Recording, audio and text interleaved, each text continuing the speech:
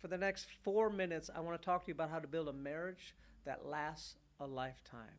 And not just one that you survive, but one that thrives, one that's full of love and hope and excitement, where you're building something great with your best friend.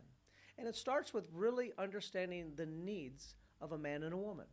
When me and Holly grabbed a hold of this some 2 decades ago, it revolutionized our entire marriage. When I was like, I didn't even know that was your need. She's like, I didn't know that was your need. And here are the needs of a man and the most important needs of a woman. A woman needs, more than anything, to be loved and valued for who she is. That's why the Bible says, husbands, love your wives as Christ loves the church. And doing so will get, by the washing of the water of the word, make her blameless. So oftentimes we find in a marriage, the man is trying to change the wife. Well, my wife would do this, if you would do that, if you do these things. And biblically speaking, that's not what you do. Right? My wife says all the time at marriage conference, she's like, I already know the things I need to fix. But when I have a husband that loves me in spite of the things that are wrong with me, in spite of the things that I don't do right, in spite of the things that aren't perfect, she's like, that just makes me want to change those things. But when he tries to change me, it makes me dig in and not want to change those things. And so finding a way to love her for who she is. Change nothing about you, baby. I love you. I will love you to the end of time exactly the way you are. And what will happen is she'll slowly become everything that you desire. In the same way that a man's supposed to love a woman for who she is, a woman is called to love a man for what he does. That's probably the most important need a man didn't even know he had.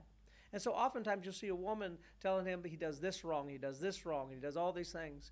And so she continues to tear him down until he doesn't want to do anything. And you're tearing down the most important need. His need is that you value him for what he does. Whatever he's doing in this life. He might just be working at the Burger King. You're like, yeah, he's working at Burger King. Yeah, good. He makes the best Whoppers in town. You talk him up, build him up, send him off, and you'll find that one day he owns his own Burger King. You were the wind beneath his wings. And so find ways throughout the day when he gets home to appreciate what he does. Man, honey, we're so lucky as a family. Man, you work so hard. You do so much. You provide. Like, I feel so safe around you. And you find that as you build him up in what he does, he'll want to even do more, and he'll even do what he's doing even better. And you take these two things together. When I'm loving my wife for exactly who she is, right? And in that, love her beauty.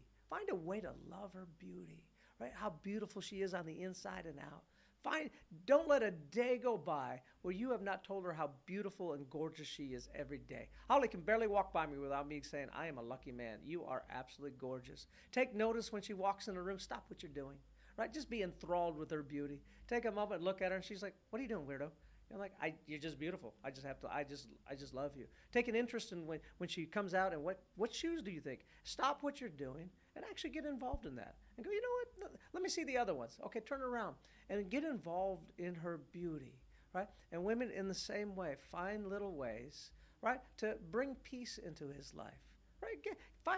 This is what he needs. He needs a place of peace, a place that builds him up, a place that encourages him, a place that makes him feel like he wins. He goes out in the world all day, and he's told what he can't do and what he can't have.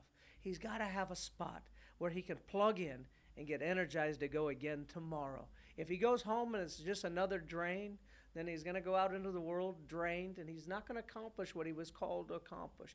But if he can go fired up and built up and encouraged and felt like he can win, even if he lost yesterday, he's got a wife that says, I'm proud of you. Man, what you do for this family is incredible. I can't believe all that you do. You'll find that he will go forth and be the warrior that you believed he could become, that you believed in him when you married him. You begin to do these two things and do it with your words. Let everything that comes out of your mouth build each other up. Encourage one another, right? What do I have to fight about if everything that I'm doing is for the other person? A great marriage is never a marriage about taking what I need, but a great marriage is two people finding ways to give into the other person's needs. Wake up tomorrow and say, tomorrow, I'm going to make it all about my husband. Tomorrow, I'm going to make it all about my wife's needs.